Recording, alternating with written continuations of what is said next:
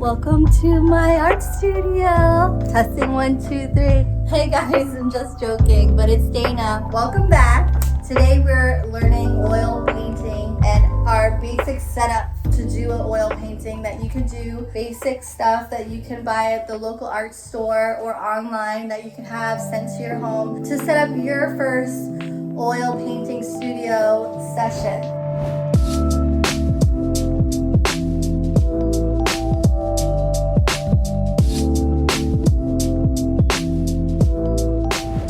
So I'm just going to go over what I use in my studio when I'm painting with oil paint. I am outside. As you can see, I'm getting a little bit glossy. I'm outside in my art studio. Outside, I have two parts to my studio. One's inside where I meet my clients and do more of a showcase. I can work with acrylics and water-based work. But when I'm working with oil, I like to be separated from my home where I'm sleeping and eating, because some of the stuff I use is a little bit flammable and toxic, like linseed oil and GAMSOL oil, and I'll explain what that is. But there are, just a disclaimer, non-toxic options and less flammable options online. You just have to ask your local, when you go to the art store, ask for other alternatives. But today we're doing full session on what we need to start oil painting. So the first main essential is protection. So I have my trusty apron that I need to start painting. I always use gloves when I'm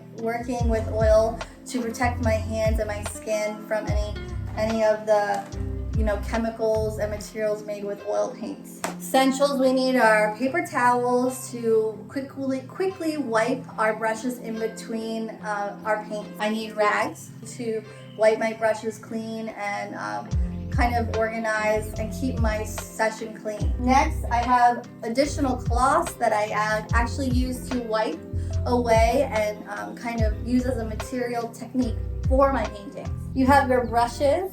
Now make sure when you go to the store that your brushes are oil-based brushes. There are acrylic brushes, there are water brushes, and then there's oil-based brushes that are good for oil. I have a variety. I like to use many different sizes: the fan brush, the square, the flat, the round tip. I make sure I have a lot of different sizes to really create texture. It's good for options when you're painting. So that's that. I always have a permanent marker.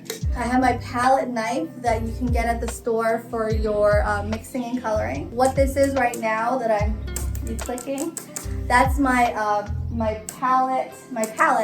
glass palette. A lot of people also use plexiglass as an option, but I like to use glass as my palette because I feel that it easily wipes away and cleans in between sessions, because I like to make sure that my palette is clean to keep my colors vibrant and not muddy. I have my razor. Where are you, razor? Here's my razor.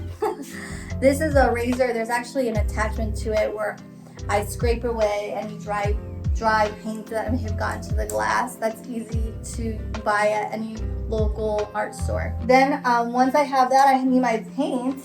So right now I'm using GAMBLIN, basic line at the art store. There's ultramarine, there's many different colors that you can select, but I'll show you how I set up my palette colors in the next video. But I have my oil painting here. Then I have my container that I keep my dirty brushes in, and I keep it with canola oil or any type of similar oil to kind of clean my brushes in between my painting. So I soak my brushes in here in the oil. So that way when I go to clean my brushes, it's easier to clean out the oil because the oil gets very tough with the brushes. I have my GAMSOL thinner and my linseed oil. So linseed oil only used outside or in a studio where you have air circulation flowing, because this is more toxic. But I use a little bit of linseed oil and GAMSOL together to thin as a paint thinner. So I have a little container where before I pick the color, I dip my brush in the thinner and then I paint to kind of really help me spread on the paint. And last, I told you as an early video, it's like in my Bible, I always have a color wheel as a reference in my studio. And when I go to clean my brushes, you can use dish soap. There's also artist oil cleaner at the art store. But when I'm cleaning my brushes, I use the oil and I use the rag to really get the oil grime away. As you can see, I just got oil on my hands, but when I'm finished, I use baby oil to finely clean out any residue or oil left over from the dish soap process or the linseed oil or the canola oil process.